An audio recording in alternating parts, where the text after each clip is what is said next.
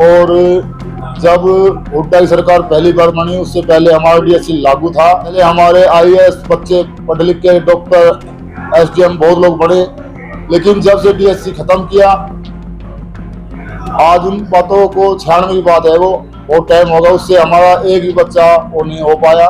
बहुत नुकसान हुआ हमारे समाज को इससे। शैलजा जी ने कहा कि मैं 10 MLA तब दूंगी जब ये डीएससी को खत्म किया जाए। रोड पे सरकार के खिलाफ प्रदर्शन करना होगा, इस सरकार को लंगड़ा करना होगा, इस सरकार को सत्ता से हटाना होगा, तभी जाके हमारी को सुनाई हो सकती है।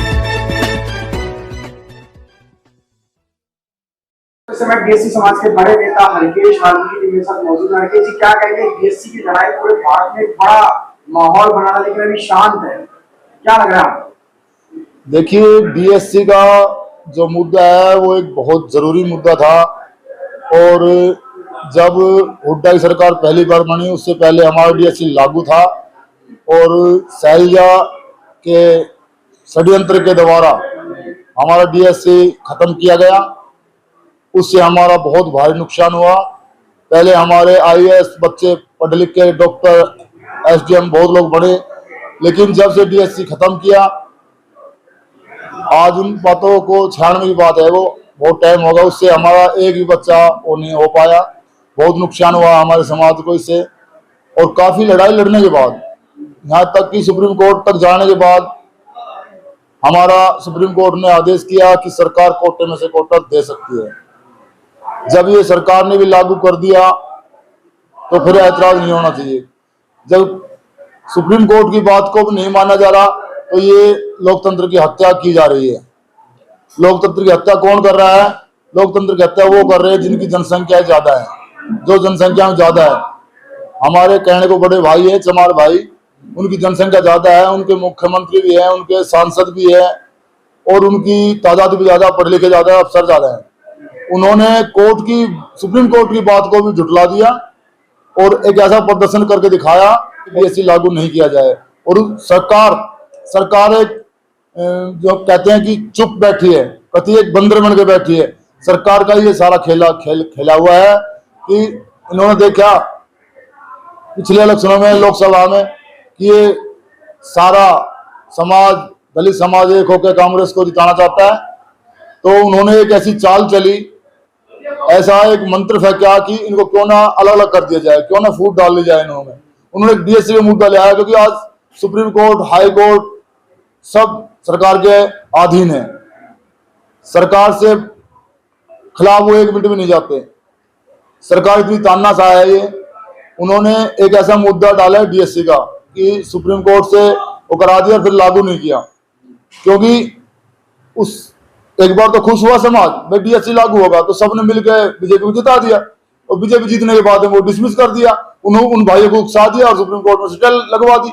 ये हमारे साथ बहुत बड़ा छल किया जा रहा है, सरकार ने भी और हमारे बड़े भाई चमार भाई ने भी। जी देखिए हरकेश जी, ये मामला जैसे अभी आपने शैलजा जी का नाम लिया, जी वो सांसद हैं और अभी तक मेरे ख्याल से सांसद, अभी फिर से सांसद चुके हैं जी, तो आप बोल रहे उन्होंने एक षड्यंत्र किया। क्या षड्यंत्र था, थोड़ा सा बताएं। षड्यंत्र ये था जी, उस टाइम उसके 10 MLA थे और हुड्डा की सरकार बनने में अंतर आ रही थी, तो शैलजा जी ने कहा कि मैं 10 MLA तब दूंगी जब ये डीएससी को खत्म किया जाए। डीएससी को खत्म किया तब हुड्डा सीएम बना, और हुड्डा ने शैलजा की बात को माना। शैलजा ने अपने 10 MLA लिए, मजबूरी थी हुड्डा की, उन्होंने ये मिसगाइड करके ना डीएससी को खत्म कराया। तो अभी फिर ये मायावती, चंद्रशेखर, इन्होंने भी विरोध किया इस चीज का। देखो, सुबह आदमी घर से निकलता, शाम को अपने घर ही वापस जाता है ना। वो अपने भाइयों के साथ खड़े होंगे, हमारे साथ क्यों खड़े होंगे? सीधी सी बात है कि हमारे हिंदुस्तान में जातिवाद बहुत ज्यादा है, और जो भी अपनी जाति की तरफ भी झुकता है, एक हमेशा कोर्ट की तरफ झुकता है, कहावत आई है, वो अपने भाइयों का ही साथ देगा, हमारा क्यों देगा? उन्हें सच्चाई को भी नहीं मानना, सुप्रीम कोर्ट को भी नहीं मानना। ये देखो, आप समझ सकते हो, वो मैं अब दिखावटी बनावटी बात नहीं कह रहा, ये तो प्रत्यक्ष प्रमाण जब्त है, क्या दिखा रहा है आपने, देख रहा है सब। लेकिन हरकेश जी, बड़ा सवाल ये भी होता है कि डीएससी को लेकर एक बड़ा मामला वाल्मीकि समाज के पास भी आया था, तो वो चाहा तो देश में एक बड़ा नेतृत्व पैदा कर सकता था, लेकिन वो हुआ नहीं।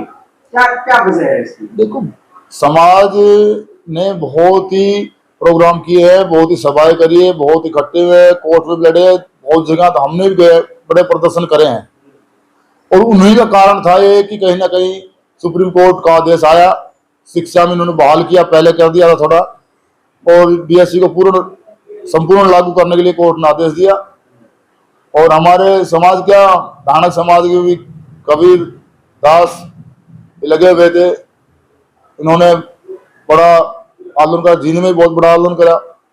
इसका थोड़ा नतीजा सरकार झुकी, सरकार ने कह दिया ठीक है लागू करवा देते हैं, और जीतने के बाद में उसको लागू नहीं किया, तो छल किया मतलब। लेकिन अभी विधानसभा में पारित नहीं हुआ नहीं हुआ, अभी नहीं हुआ, स्टे लगवा दी उन्होंने। तो क्या रहेगा फिर, क्या लड़ाई रहेगी अगली से? अब लड़ाई देखो, हमें बीएससी के समाज को इकट्ठा होना पड़ेगा, और हमने रोड पे सरकार के खिलाफ प्रदर्शन करना होगा, इस सरकार को लंगड़ा करना होगा, इस सरकार को सत्ता से हटाना होगा, तभी जाके हमारी को सुनाई हो सकती है। देखो, पावर जब भी बनती है जब मेजोरिटी ऑफ अथॉरिटी हो, जिसकी मेजोरिटी ज्यादा हो उसी की मानी जाती है, उसी के सामने सरकार भी झुकती है। और कोर्ट तो आजकल कठपुतली है सरकार का जी। तो अभी कितना समर्थन मिल रहा है इस लड़ाई को? समर्थन चल रहा है, डिस्क से चलती रहती है, मीटिंगें चलती रहती है। आज हमारे यहाँ पे भी एक वाल्मीकि मंच बनाने को तैयार हुए हैं लोग, बहुत से लोग इकट्ठे हुए, दूसरी मीटिंग थी। अगर ये संपूर्ण होगा तो ये भी एक बहुत बड़ी ताकत दिखाएगा अपनी आने वाले टाइम में। ये हमारे डीएससी को लागू कराने में बहुत सहायता करेगा। तमाम लोगों को क्या कहना चाहेंगे सर डीएससी समाज से जो जुड़े हुए हैं? डीएससी समाज के लोगों को कहना चाहूंगा कि भाइयों, अपने अधिकार, हक और अधिकार के बारे में जागरूक हो, अपने बच्चों को एजुकेशन से जोड़ो, उनको पढ़ाओगे और डीएससी मिलेगी, दोनों मिलकर हमारे बच्चे अच्छी पोस्ट पाएंगे, ताकि हमारा समाज का उद्धार होगा।